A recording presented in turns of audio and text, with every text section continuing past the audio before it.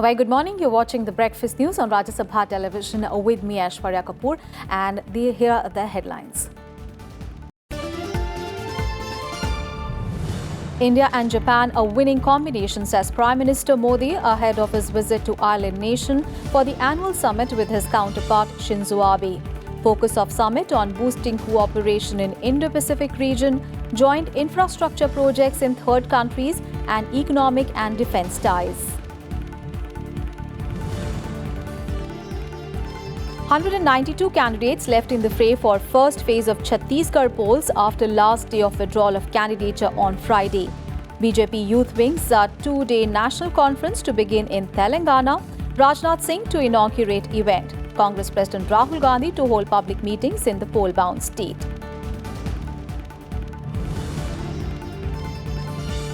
Need for more courts to effectively deal with criminal cases against MPs and MLAs, says Supreme Court appointed amicus curie, recommends setting up 19 courts at sessions level and 51 courts for magisterial trial.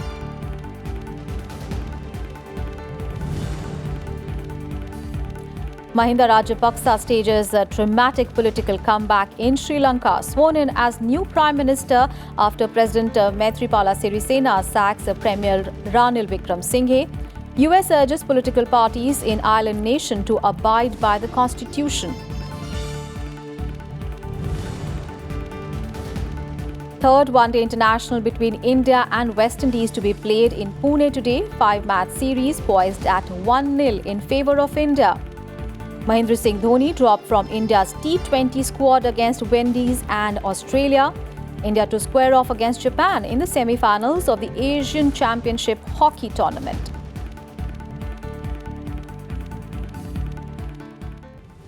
The biggest story this morning, Prime Minister Narendra Modi leaves for Japan today to attend the annual summit on 28th and 29th of October.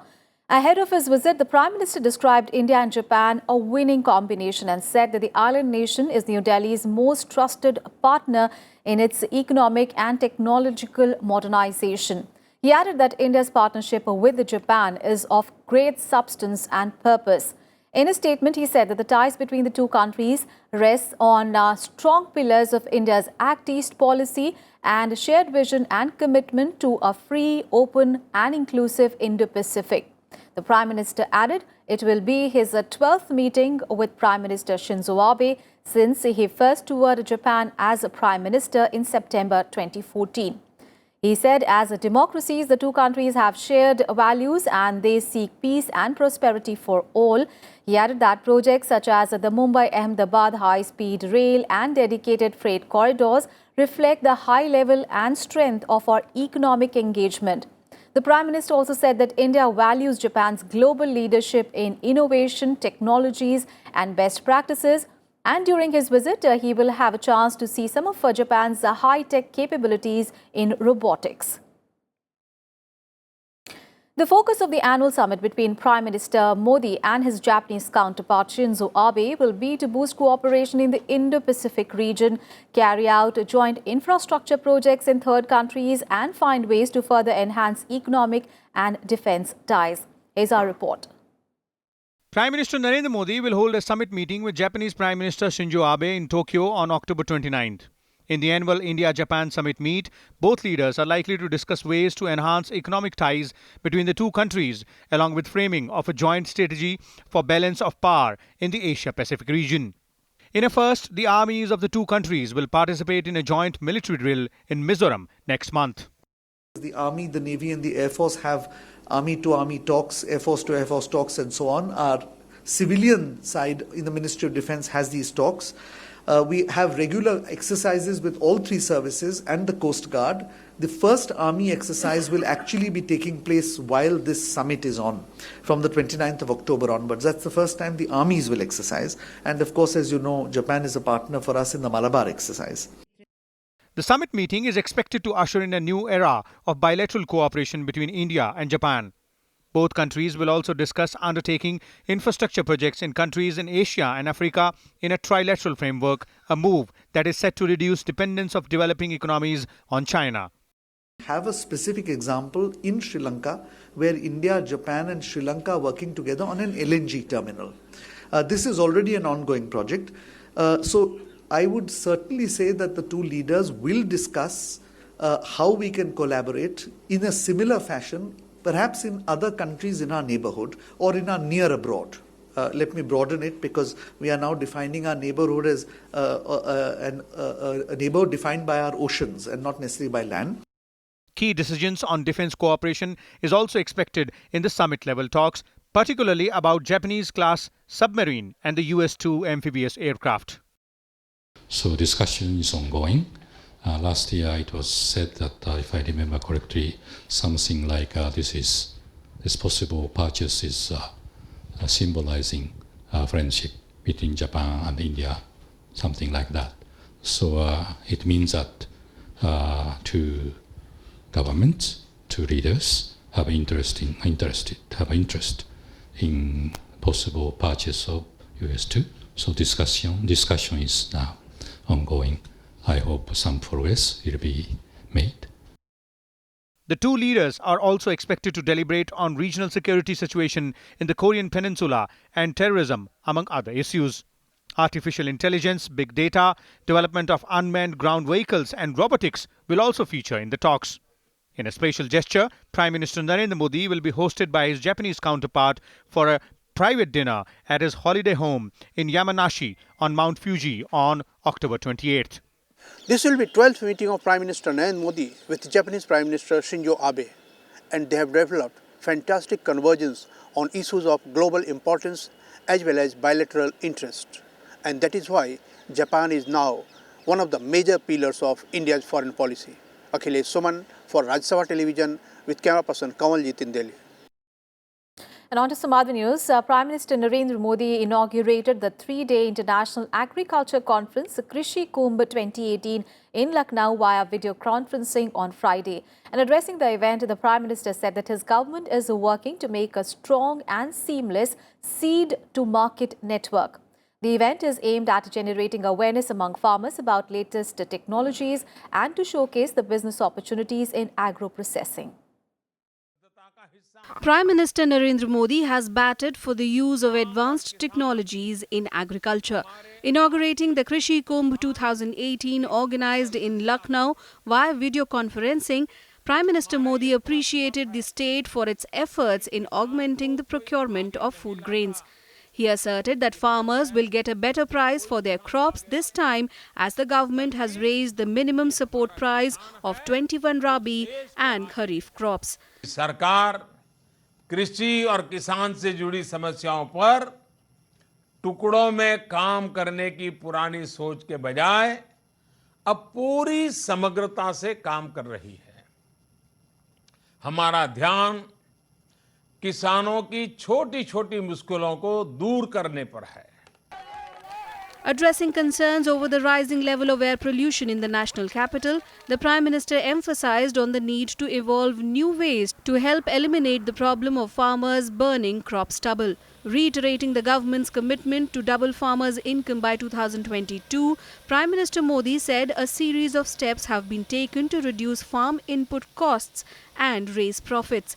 He added that a large number of solar pumps will soon be installed in farms across the country to reduce dependence on diesel and electricity. The move is set to benefit over 28 lakh farmers. किसानों को एक तो मुफ्त बिजली मिलेगी, दूसरा जरूरत के अतिरिक्त जो बिजली पैदा होती है उसको वो बिजली वितरण कंपनियों को बेच भी पाएंगे। वो अन्नदाता भी है, अब ऊर्जादाता भी बन जाएगा। Prime Minister Modi also called for discussions on the judicious use of water resources, better technology for storage and use of latest technology in farming. The three-day-long Krishi Kumbh has Haryana and Jharkhand as partner states and Japan and Israel as partner countries. The Farmers' Conclave aims to promote modern technique and diversification in agriculture and the food processing industry. Bureau Report, Rajya Sabha TV. And Vice President M. Venkaiah Naidu will embark on a three-nation visit to Africa on 31st of October. He will be on a visit to Botswana, Zimbabwe and Malawi from 31st of October to 6th of November. He will be accompanied by a high-level delegation. While the visit from India at this level is taking place after 8 years, the Zimbabwe visit at this level is after a gap of 21 years. Several MOUs are expected to be signed during the Vice President's Zimbabwe visit. And the final leg of his tour will be Malawi, where apart from meeting the leadership there, the Vice President will inaugurate a Jaipur food camp being organized on 150th birth anniversary celebration of Mahatma Gandhi. He will be accompanied by a high-level delegation comprising of Honorable Minister of State for Social Justice and Empowerment, Shri Krishnapal Gurjar, and 4 members of Parliament, in addition to senior officials. You may be aware that over the last 4 years or more, there have been an unprecedented 26 visits to African countries at the level of Honorable Rashtrapati Ji, Honorable Vice President and Prime Minister, apart from several ministerial visits to Africa. This is in keeping with our considerably enhanced engagement with Africa. You will also recall the 10 principles outlined by Prime Minister for enhancing India's engagement with Africa, wherein he reiterated that Africa will be at the top of our priorities. The first leg of the visit is to Botswana. The visit from India at this level is taking place after a gap of 8 years. The high-level visit to Zimbabwe is taking place after a gap of 21 years. The last visit being that of the Honorable Prime Minister of India, Shri H.D. Devagowda in 1996. From Zimbabwe, President Mugabe had attended the IAFS-3 in 2015. Ministerial contacts have, however, continued regularly over the years.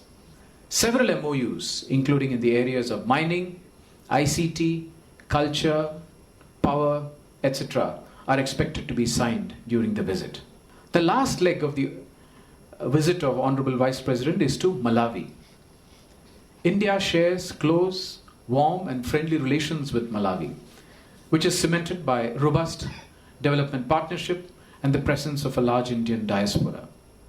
Over the last few years, there has been an intensification of our engagement in various fields with Malawi, and there have been a number of incoming ministerial visits from Malawi as well. Rajya Sabha Chairman M. Venkaiah Naidu has issued guidelines for study tours of parliamentary committees. And as per the guidelines, parliamentary committees under Rajya Sabha will not be allowed more than 2 years tours in a year. And the duration of a study tour cannot exceed 5 working days. The duration of all tours undertaken by a parliamentary committee in a year cannot exceed 10 days. According to the guidelines, committee meetings and discussions should take place in Delhi and not on tour. Parliamentary committees can tour any place for the on-spot study. The guidelines also say that the committees should refrain from holding meetings in hotels.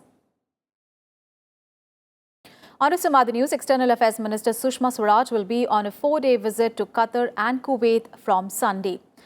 Sushma Swaraj will have engagements on the 28th and 29th in Qatar, while on 30th and 31st she will be in Kuwait. During her visit to Qatar, the External Affairs Minister will interact with her counterpart, and she will also call on Emir of Qatar, Sheikh Tamim bin Hamad Al Thani. She will also interact with the Indian community in Doha.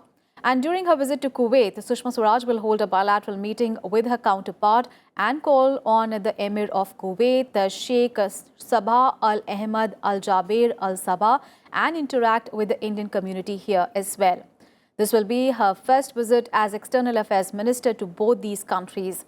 The visit is with the aim of enhanced engagement with the Gulf region, which is India's extended neighborhood. And in Breakfast News, time for a very short break here. We'll be right back with more news. Stay tuned.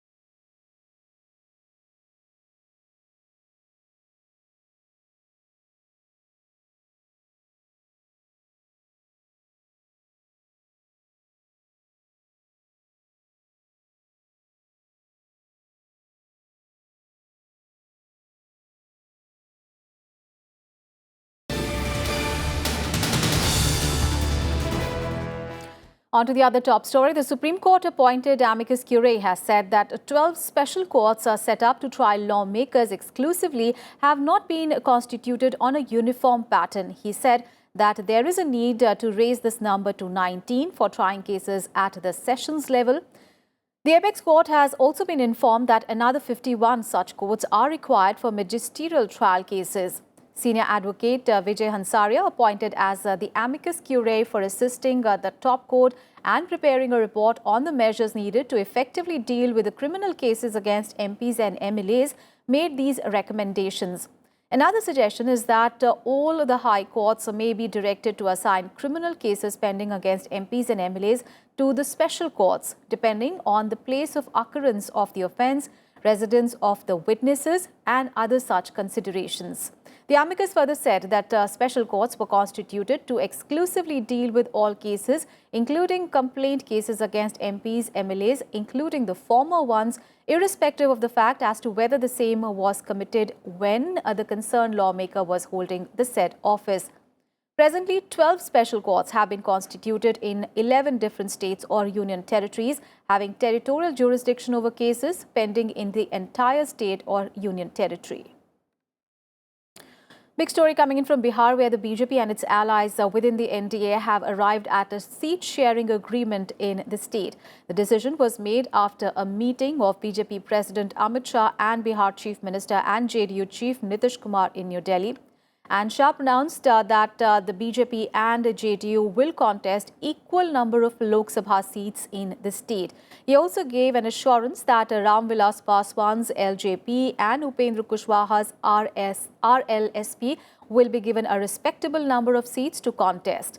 He said that the announcement on the number of seats contested by every party will be made in the next 2 to 3 days. Remember, BJP, JDU, RJP and RLSP are the NDA partners in Bihar, which has 40 Lok Sabha seats. Amit Shah has asserted that all the allies are together and that they will win more seats than what they did in the 2014 general elections.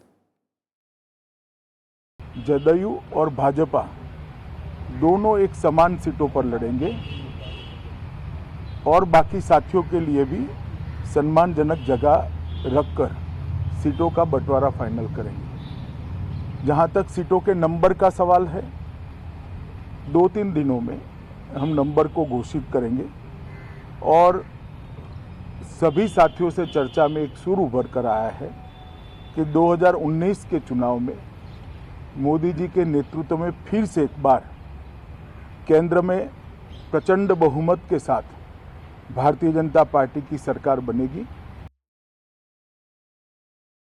JDU और भाजपा बराबर सीटों पर लड़ेगी और बाकी लोगों की सीटों की संख्या के बारे में अंतिम दौर में बातचीत चल रही है और इसके बाद जो निर्णय होगा, जैसा कि उन्होंने बताया, 2-3 दिनों के अंदर नंबर ऑफ सीट्स की घोषणा हो जाएगी और एक बार नंबर ऑफ सीट्स की घोषणा हो जाएगी तो कौन seat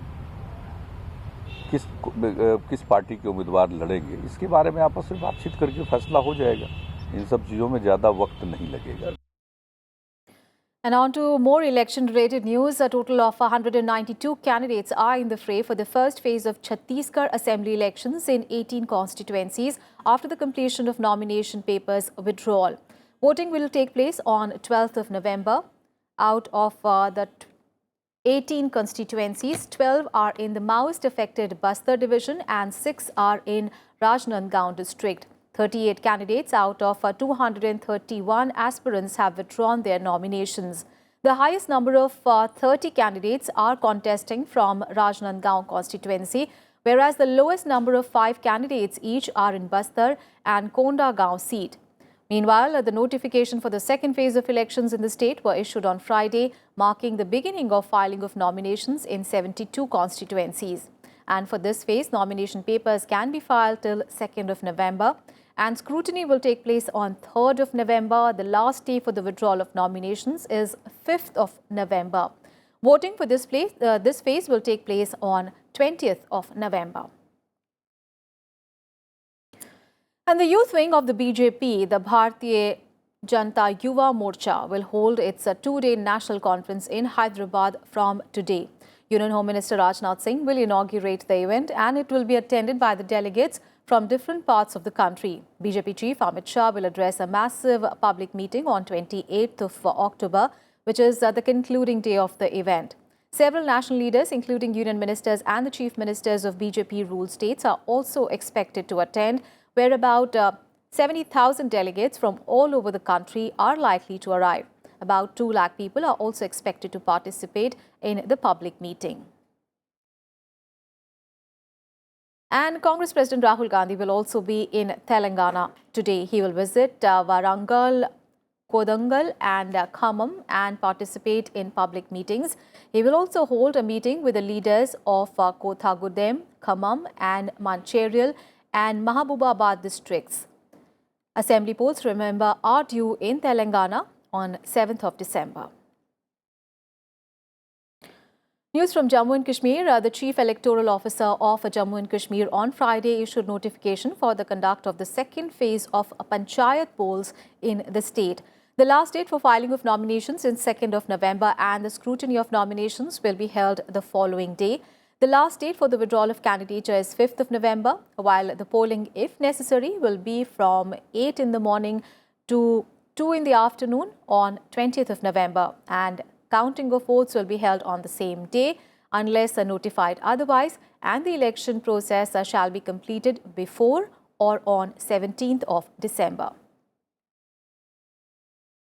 Let's get you all the international news. First up, big story coming in from Sri Lanka, where opposition leader Mahinda Rajapaksa has been sworn in as the Prime Minister after the country's president sacked incumbent Ranil Wickremesinghe. Premier Ranil Wickremesinghe was sacked after the president's United People's Freedom Alliance party quit the government. Following months of infighting, President Sirisena administered the oath of office to Rajapaksa after sacking Premier Ranil Wickremesinghe. Now, fireworks and celebrations broke out across Sri Lanka after the swearing-in ceremony, but Wickremesinghe later insisted that he remained the Prime Minister and he declared the move as unconstitutional. Sirisena's UPFA quit the ruling coalition, capping months of rising tensions between the president's bloc and Wickremesinghe's United National Party. Sirisena, along with some UPFA lawmakers, including some from his SLFP party, had formed a coalition government with Wickremesinghe's UNP soon after Sirisena unexpectedly defeated former ally Rajapaksa in presidential election in January 2015.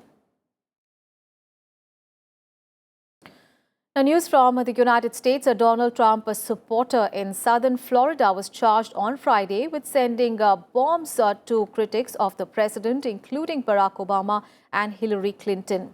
DNA, fingerprints and pings from a cell phone tower led the authorities to an auto parts store parking lot in South Florida, where they arrested Cesar Sayok on Friday morning. Now, he faces 5 charges, including mailing explosives and threatening ex-presidents. The arrest brought to an end to a 4-day nationwide manhunt for the alleged mailer of over a dozen suspected pipe bombs to prominent critics of President Donald Trump. Meanwhile, Donald Trump said that the acts were despicable and have no place in our country. 14 items have been sent in recent days to figures including ex-President Barack Obama and actor Robert De Niro. The incidents come less than 2 weeks before the U.S. midterm elections. He may have been appears to be a partisan, but that would be determined by the facts as the case goes forward, and I'm not able to comment on that. This is very much an active and ongoing investigation. We do believe that we've caught the right guy. But we also know that this is an ongoing investigation and there's a lot of work still to be done, which means there's still plenty of unanswered questions. We'll do last question. Let's get you all the sporting action now. The third one-day international of the 5-match series between India and West Indies will be played in Pune today. With the 2 ODIs being played, India are leading the 5-match series 1-0. Last match between India and West Indies ended in a draw. With the return of Bhuvneshwar Kumar and Jasprit Bumrah, India will be hoping to put up an improved bowling show. The absence of Bhuvneshwar and Bumrah saw Indian bowling unit being clobbered for 320-plus runs in both the games. Now, the two bowlers are expected to make a significant difference, especially in the first power play and the death overs. And in more cricket news, the BCCI selection panel named the 2020 squad for the series against West Indies and Australia. Mahendra Singh Dhoni was dropped from the squad, while Rishabh Pant and Dinesh Karthik were selected as wicket-keeping options by the MSK Prasad-led selection panel. And in a major decision, skipper Virat Kohli was arrested from the T20 series against West Indies, and Rohit Sharma was named the stand-in captain of the side. Shahbaz Nadeem and Kunal Pandya were also selected for the T20 squad, while Washington Sundar returns to the squad after an ankle injury.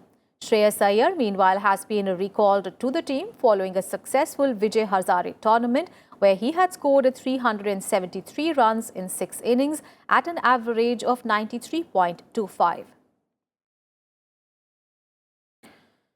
News from the French Open. Indian duo of Satvik Sairaj Rankireddy and Chirag Shetty entered the semi-finals, while PV Sindhu, Saina Nehwal and Kidambi Srikanth crashed out of the tournament after losing their respective quarter-finals bouts at the French Open badminton tournament in Paris. The Indian duo of Rankireddy and Shetty beat compatriots Manu Atri and B. Sumit Reddy 17-21, 11-21 in the men's doubles to book their spot in the semi-final. The duo will now face their Indonesian rivals today. And in the women's singles, second-seeded PV Sindhu lost her quarter-final bout to He Bingxiao of China to get eliminated from the tournament. And in another women's singles, Saina Nehwal lost her quarter-final match to Tai Tzu Ying of Taiwan. And in the men's singles, Kidambi Srikanth lost to world number 1 Kento Momota of Japan in a match that lasted for 52 minutes. News from the world of hockey. The Indian men's team will take on Asian Games gold medalist Japan in the second semi-final of the Asian Champions Trophy today. Earlier, India had defeated Japan 9-0 in the round-robin match stage and are now looking as favourites against Japan. Now, India is the only side in the tournament that has not been beaten in the round-robin stage, having won all their matches except for a goalless draw against Malaysia. Remember, India qualified as the top team with 13 points from 5 games. And in another semi-final, Pakistan will face Malaysia. Pakistan finished second on the points table with 10 points, while Malaysia finished third on account of goal difference. An ex-Indian tennis player, Prajnesh Gunaswaran, entered the semi-finals of the ATP Challenger tennis tournament in China. Prajnesh defeated third-seeded Thomas Fabiano of Italy 6-7, 6-1, 6-3 in the quarter-final to book his place in the semi-final. He will next face Radu Albot of Moldova today. And with that, we wrap up this edition of Breakfast News. Thanks for watching. Have a great day ahead.